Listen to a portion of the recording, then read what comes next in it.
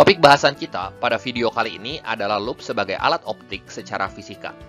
Kali ini kita akan bahas konsep dari loop atau disebut juga dengan kaca pembesar. Nah, loop ini terdiri dari sebuah lensa positif. Dan untuk penggunaan loop adalah kita meletakkan benda yang akan diamati menggunakan loop di ruang pertama, yaitu ruang antara sumbu lensa dan titik fokus loop. Sehingga menghasilkan bayangan di ruang 4. Ingat lagi sifat dari lensa positif, apabila kita letakkan benda di ruang pertama, bayangannya harus di ruang 4. Nomor ruang benda tambah nomor ruang bayangan itu harus sama dengan 5. Sehingga sebagai akibat, nanti nilai dari S aksen atau bayangannya negatif. Jadi bayangan yang dihasilkan akan bersifat maya, kalau maya pasti tegak dan diperbesar. Nah, fungsi dari loop itu sendiri adalah untuk memperbesar sudut pandang. Ada dua cara mata dalam menggunakan loop. Kasus yang pertama untuk mata mengamati suatu objek dengan kondisi berakomodasi. Teman-teman perhatikan ketika matanya berakomodasi, maka sinar bias yang dihasilkan oleh loop ini akan saling berpotongan di sini. Sehingga ketika benda kita letakkan di ruang pertama, bayangannya akan jatuh di ruang ke-4. Dan teman-teman perhatikan, nilai dari S aksennya pasti negatif.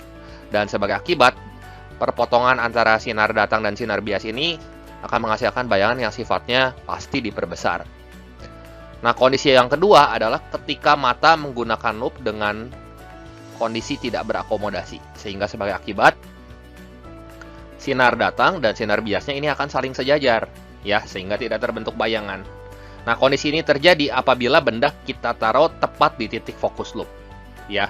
Dalam kasus ini matanya rileks, jadi tidak berakomodasi. Nah, selanjutnya kita akan membahas besaran yang dihasilkan oleh penggunaan loop. Secara fisika, kita akan meninjau perbesaran angular loop atau M.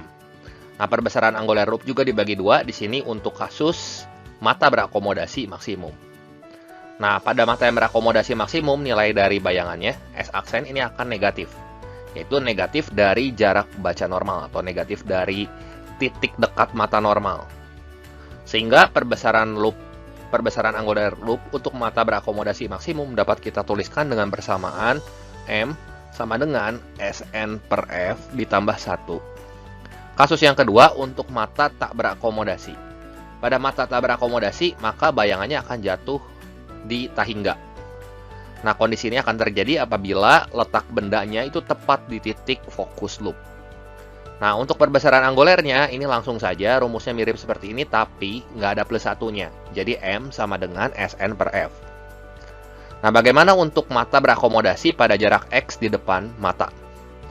Untuk mata yang berakomodasi pada jarak tertentu di depan mata, ini berlaku persamaan S aksen itu sendiri sama dengan negatif X. Jadi dia tidak sama dengan titik dekat mata normal Kalau misalnya maksimum, baru ini sama dengan negatif Sn. Tapi kalau pada jarak X, ini negatif X. Sehingga perbesaran yang dihasilkan ini adalah M sama dengan Sn per F ditambah Sn per X. Nah, ini keterangan-keterangannya. Sn itu sama dengan titik dekat mata normal, yaitu 25 cm. F ini sama dengan 100 per pp, atau jarak titik api lensa, satuannya cm. Dan M ini adalah perbesaran loop. Nah, sebentar kita akan bahas beberapa contoh-contoh soal. Jadi pastikan teman-teman simak terus videonya sampai habis, jangan di-skip-skip, supaya teman-teman juga dapat pemahaman yang utuh tentang perhitungan perbesaran loop secara fisika berikut ini. Baik, sekarang kita coba contoh soal yang pertama.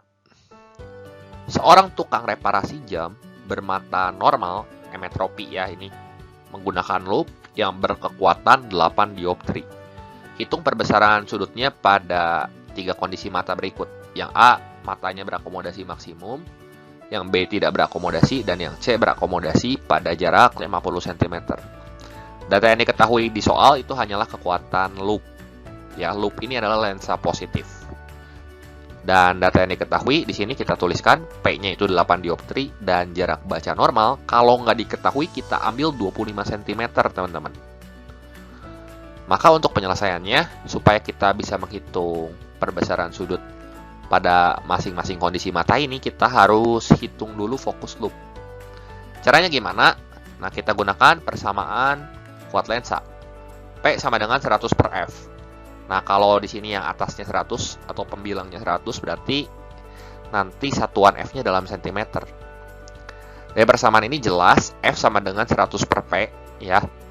Berarti fokus loopnya 100 per 8, yaitu 12,5 cm.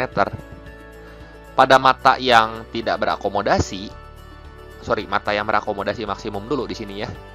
Perbesaran anguler dapat kita tentukan dengan persamaan M sama dengan Sn per F plus 1.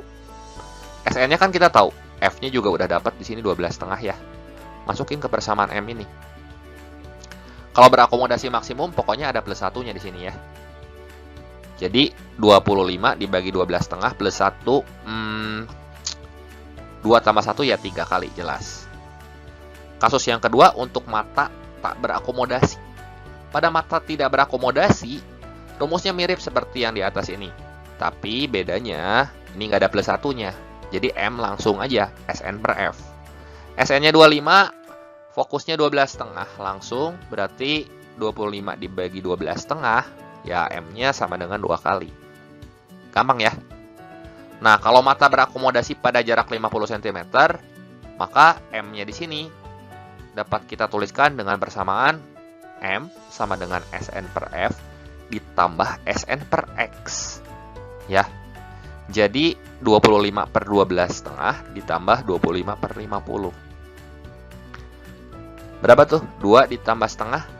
Iya, hasilnya 2,5 kali. Jelas ya?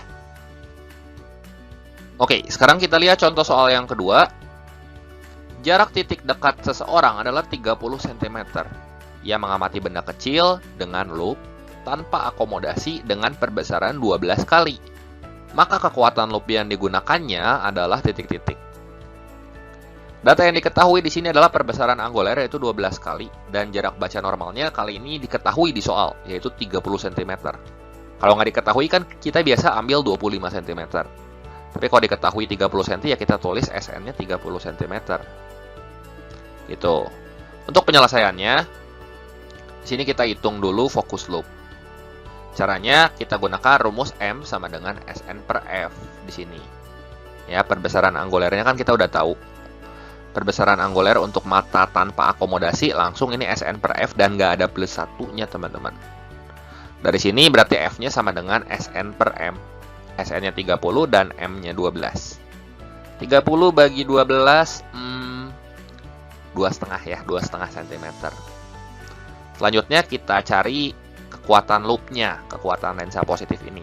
Pakai rumus P sama dengan 100 per F.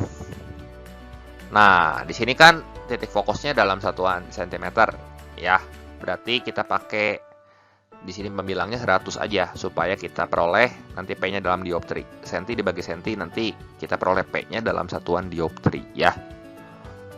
Berarti 100 per 2,5 ini sama dengan 40 dioptri. Jelas ya? Sehingga opsi yang tepat atau kekuatan loop yang digunakannya adalah yang D, 40 dioptri. Baik, sekarang kita coba contoh soal yang ketiga. Seorang petugas pemilu mengamati keaslian kartu suara dengan menggunakan loop berkekuatan 10 dioptri. Apabila dia memiliki titik dekat 30 cm dan ingin memperoleh perbesaran anguler maksimum, artinya kita diminta untuk menghitung jarak kartu suara supaya menghasilkan M maksimum, matanya berakomodasi maksimum, teman-teman. Pertanyaan di sini, jarak kartu suara harus ditempatkan terhadap loopnya berapa sentimeter. Data yang diketahui pada soal di sini adalah kekuatan loop 10 dioptri dan titik dekat mata pengamat yaitu 30 cm. Maka untuk penyelesaiannya, teman-teman hitung dulu fokus loop menggunakan persamaan P sama dengan 100 per F, ya. Yang dicari di sini adalah fokusnya, F-nya. Berarti F sama dengan 100 per P. P-nya kita tahu 10 dioptri. Jadi 100 per 10 ya jelas ini sama dengan 10 cm. Gitu. Selanjutnya, pada kasus ingin memperoleh perbesaran anguler maksimum, maka kasus ini adalah mata berakomodasi maksimum. Kita diminta untuk menghitung berapa nilai S-nya, teman-teman. Ya, untuk menghitung S loop, kita harus tahu dulu S aksen ini sama dengan negatif Sn. Dari persamaan ini, Sn-nya kan 30 cm. Maka jarak bayangan yang didapat ketika melakukan pengamatan dengan loop di sini adalah negatif 30 cm ya, atau 30 cm di depan loop. Bayangan yang dihasilkannya di sini pasti maya karena S aksennya negatif. Selanjutnya, untuk mencari jarak kartu suara harus ditempatkan terhadap loop, sama aja kita mencari S benda. Nah, kita bisa gunakan persamaan pada lensa positif, yaitu kali bagi kurang, ya. S sama dengan S aksen F per S aksen kurang F. S aksennya min 30 dan F-nya fokusnya kita pakai fokus loop. Fokus loop harus positif, karena loop ini adalah lensa cembung. Jadi, negatif 30 kali 10 dibagi negatif 30 kurang 10. Ini sama dengan negatif 300 dibagi negatif 40. Maka ini kita akan peroleh S-nya adalah 7,5 cm. Sehingga opsi yang tepat di sini jelas yang C. Jelas ya? Oke, demikian dulu pembahasan singkat kali ini mengenai loop sebagai alat optik dalam fisika. Pada video kali ini, semoga video ini bermanfaat dan membantu teman-teman dalam belajar. Jangan lupa like, share, dan subscribe juga channel ini jika kalian rasa video ini membantu teman-teman semua. Terima kasih untuk perhatiannya, sampai jumpa di video saya yang berikutnya.